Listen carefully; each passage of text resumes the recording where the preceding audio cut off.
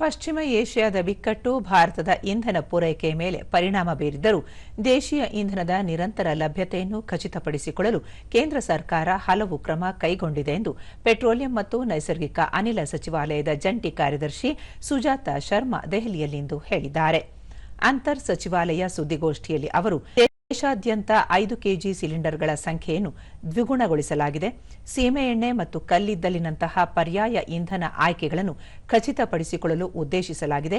ಅಡುಗೆ ಅನಿಲ ಸಿಲಿಂಡರ್ ಕಾಳಸಂತೆಯಲ್ಲಿ ಮಾರಾಟ ಮಾಡುವುದನ್ನು ತಡೆಯಲು ಹಲವು ಬಿಗಿ ಕ್ರಮಗಳನ್ನು ಕೈಗೊಳ್ಳಲಾಗಿದ್ದು, ದೇಶಾದ್ಯಂತ 2100 ಕಡೆ ದಾಳಿ ನಡೆಸಿದ್ದು 237 ವಿತರಕರಿಗೆ ದಂಡ ವಿಧಿಸಲಾಗಿದೆ.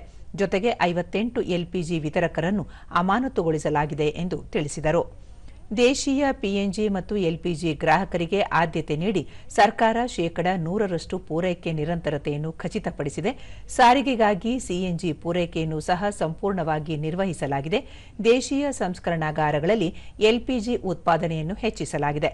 ಸಿಲಿಂಡರ್ ಬುಕಿಂಗ್ ನಗರ ಪ್ರದೇಶಗಳಲ್ಲಿ 25 ದಿನಗಳು ಮತ್ತು ಗ್ರಾಮೀಣ ಪ್ರದೇಶಗಳಲ್ಲಿ 45 ದಿನಗಳಿಗೆ ಮುಂದುವರಿಯಲಿದೆ ಎಂದು ಹೇಳಿದರು. ಪೂರೈಕೆ ಒತ್ತಡಗಳನ್ನು ನಿರ್ವಹಿಸಲು ವಾಣಿಜ್ಯ ಎಲ್ಪಿಜಿ ಸರಬರಾಜನ್ನು 70% ಪುನಃಸ್ಥಾಪಿಸಲಾಗಿದೆ. ಆಸ್ಪತ್ರೆಗಳು ಮತ್ತು ಶಿಕ್ಷಣ ಸಂಸ್ಥೆಗಳಿಗೆ ಆದ್ಯತೆ ನೀಡಲಾಗಿದೆ. ಔಷಧಗಳು, ಉಕ್ಕು, ಆಟೋಮೊಬೈಲ್, ಕೃಷಿಯಂತಹ ಪ್ರಮುಖ ವಲಯಗಳಿಗೂ ಆದ್ಯತೆ ನೀಡಲಾಗಿದೆ ಎಂದು ಹೇಳಿದರು. ಮಾರ್ಚ್ 14ರಿಂದ ಸುಮಾರು 8,000 ಟನ್ ಆಟೋ ಎಲ್ಪಿಜಿ ಸೇರಿದಂತೆ ಸುಮಾರು 1.34 ಲಕ್ಷ ಟನ್ ವಾಣಿಜ್ಯ ಎಲ್ಪಿಜಿ ಮಾರಾಟವಾಗಿದೆ.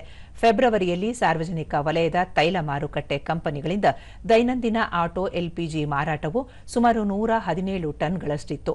ಅದು ಈಗ ದಿನಕ್ಕೆ ಸುಮಾರು 282 ಟನ್ಗಳಿಗೆ ಏರಿದೆ ಎಂದು ಹೇಳಿದರು.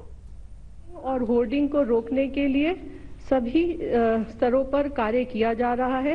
सभी स्टेट्स और यूनियन टेरिटरीज में कंट्रोल रूम सेटअप किए जा चुके हैं और डिस्ट्रिक्ट मॉनिटरिंग कमेटी का गठन भी किया जा चुका है और कई सारे स्टेट्स के द्वारा रेगुलर प्रेस ब्रीफ भी दी जा रही है.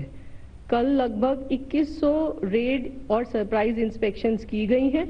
ओएमसीज ने भी सरप्राइज इंस्पेक्शन किया और अब तक लगभग 237 डिस्ट्रीब्यूटर्स पर पेनल्टी इंपोज की है और लगभग 58 एलपीजी डिस्ट्रीब्यूटर्स को सस्पेंड भी किया है.